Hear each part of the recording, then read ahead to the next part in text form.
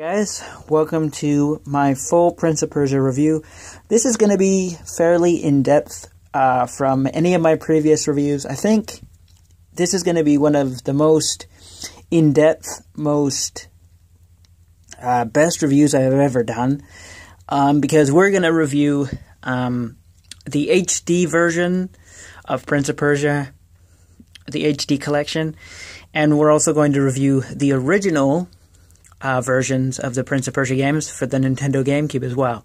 So grab some popcorn or a glass of water or coffee or whatever and sit back, relax, and strap in because it's going to be in-depth.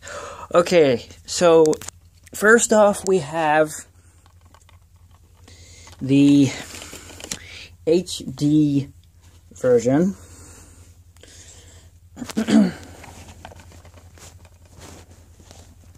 Show you guys the HD version has all free games.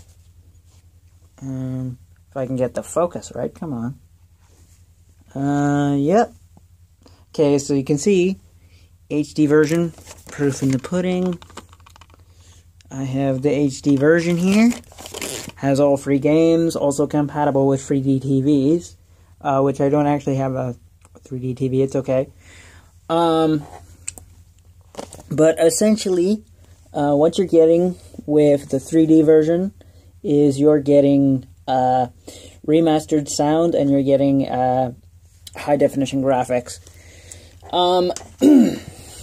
The 3D version's okay for the remastered sound, because the GameCube sound and the PS2, because they're original versions, the sound can sound a little bit jarry at times.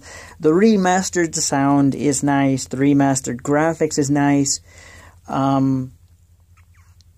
It looks okay on a flat screen. But now we're going to move on to the original versions, because I remember I played these games on an old CRT I had years ago. It was a CRT that my grandfather had. And I love that CRT to death, because, as I said in my last video, it makes retro games just look just beautiful. CRTs make retro games look absolutely beautiful. I love CRTs. I wish I still had mine. But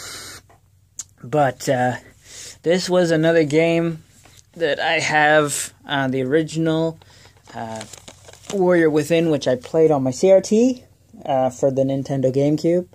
I also played it on the PS2 on my CRT as well. And Two Thrones. I played this on my CRT as well.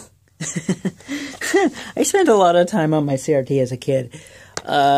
This is another the third iteration in the series, which is another great sequel. And then we have the original for the GameCube. This is the one that I love the most, which I played most on my CRT, was Prince of Persia: The Sands of Time for the Nintendo GameCube. And these games also, they came out on the PS2 and the PC as well.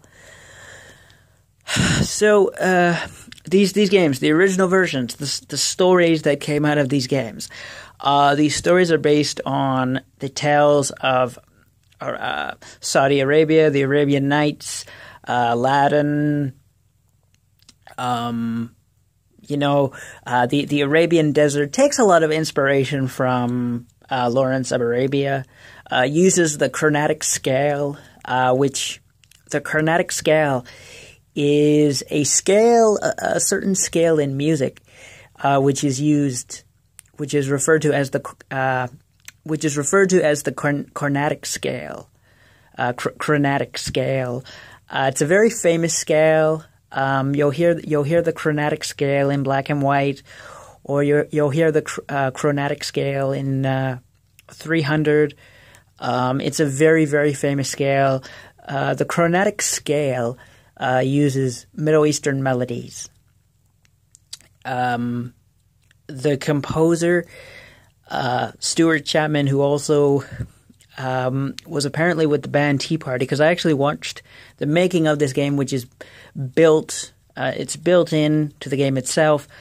If you go under extras, the texturing, it's made by Ubisoft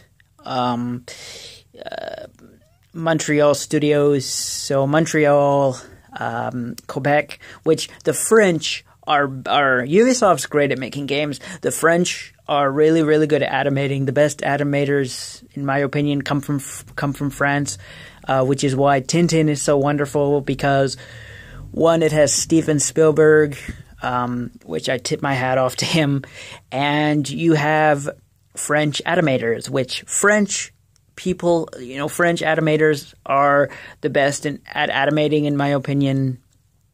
And, which explains why Tintin was so great, because it's a European story and it comes from France. So, along with the chromatic scale, with the Middle Eastern melodies and the stories of Saudi Arabia, you basically have Aladdin come to life. And then when you get into The Warrior Within, it changes a little bit. Where it becomes more involved. There's a little bit more sexuality, explicit language, a little bit more profanity. And then you come to the Forgotten Sands, which they basically went back to the original formula using the chromatic scale, because the chromatic scale... that was what made Prince of Persia. Prince of Persia was using the chromatic scale with the Middle Eastern melodies, with the original composer, with that sort of Saudi Arabia feel. This is what makes the game the game. And what they did with The Warrior Within. The Warrior Within was not a bad sequel, respectively, in its own right. They kind of went, and a lot of people, hardcore fans of this series were put off by this. Warrior Within, the music style went with a more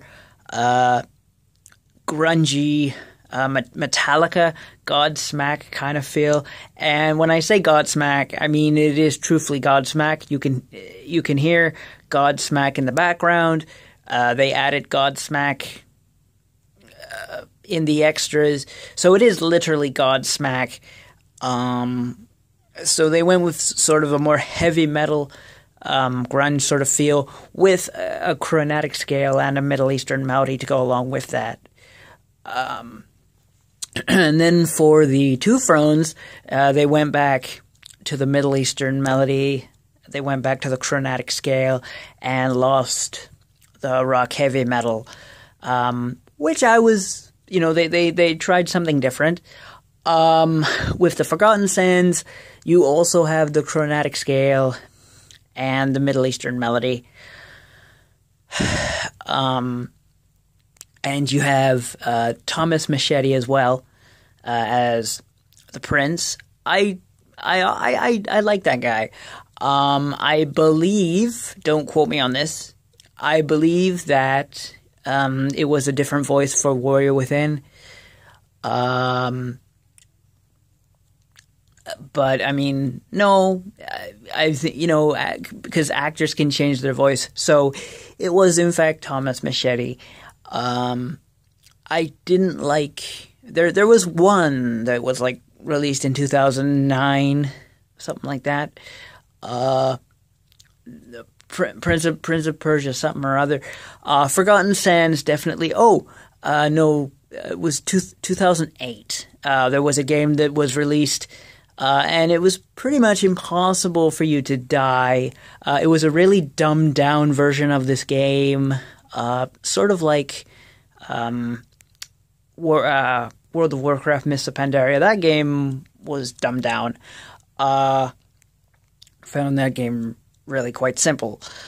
But I mean, this is a great series. With the exception of that game that came out in 2008. which was a blunder. It was a blunder. But the rest of the series is fine. I could have gone without the Warrior Within's music. I herald them and I commend them for trying something different because they are a AAA game studio.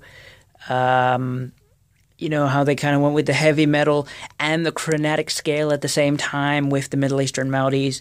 I don't think that's necessarily a bad thing, and I that controversy with this game still exists, and some things need to be let go. But all in all, this series is great with the exception of that one game. And if you enjoyed this review, please leave a like down below and subscribe, and I'll see you guys later.